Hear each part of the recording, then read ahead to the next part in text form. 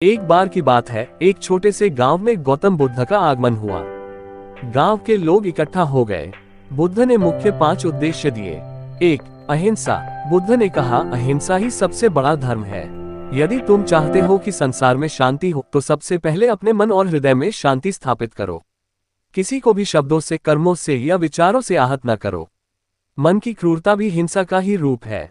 इस उपदेश को सुनकर गांव के एक लड़के ने अपने व्यवहार पर विचार किया, जो अक्सर अपने साथियों से झगड़ा करता था। उसने बुद्ध से वचन लिया कि वह अब किसी के साथ हिंसा नहीं करेगा और हमेशा शांति के मार्ग पर चलेगा। 2. सत्य। बुद्ध ने आगे कहा, सत्य बोलना और सत्य का पालन करना मनुष्य के जीवन का आधार होना चाहिए। सत्य जीवन की नींव है। जब हम सत्य बोलते हैं तो हमारा मन और आत्मा दोनों शुद्ध होते हैं। झूठ बोलने से आत्मा दूषित होती है और जीवन में अशांति आती है। गांव का एक व्यापारी, जो अपने लाभ के लिए अक्सर झूठ बोलता था, बुद्ध के इस उपदेश से प्रभावित हुआ।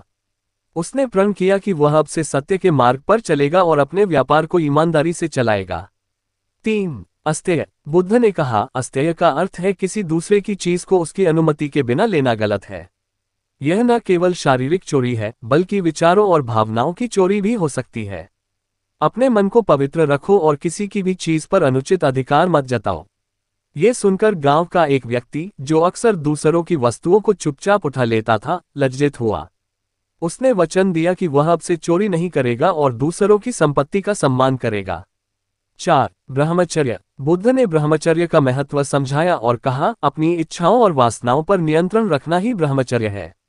यह आत्मनियंत्रण की कला है, जो मनुष्य को मानसिक शांति और आध्यात्मिक उन्नति की ओर ले जाती है। गांव के एक युवा ने, जो अपनी इच्छाओं के पीछे भागता था, बुद्ध के इस उपदेश से प्रेरित होकर अपने जीवन में संयम लाने का निश्चय किया। 5. अपरिग्रह। बुद्ध ने अंत में कहा, अपरिग्रह का अर्थ है भौतिक वस्तुओं और संपत्ति के प्रति मोह न रखना। हमें जीवन में जितना आवश्यक हो उतना ही संग्रह करना चाहिए। जब हम अधिक संग्रह करते हैं तो ये लालच और तनाव का कारण बनता है। सादा जीवन और संतोष से ही वास्तविक सुख प्राप्त होता है।